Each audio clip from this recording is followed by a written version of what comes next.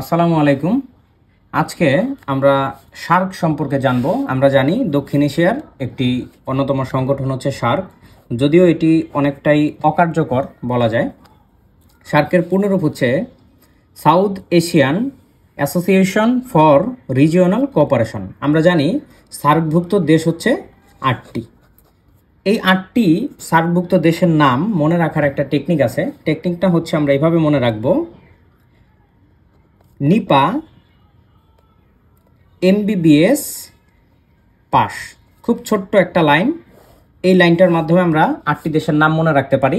Nipa MBBS pass. N for Nepal. আমরা জানি সম্প্রতি নেপালে একটি গণঅভ্যুত্থান ঘটে গেছে। I for India. P for Pakistan. A for Afghanistan. Afghanistan কিন্তু সর্বশেষ সার্কভুক্ত দেশ। M for Maldives. B for Bhutan. Another B for Bangladesh এবং এস ফর শ্রীলঙ্কা। এই হচ্ছে টোটাল 8টি দেশ।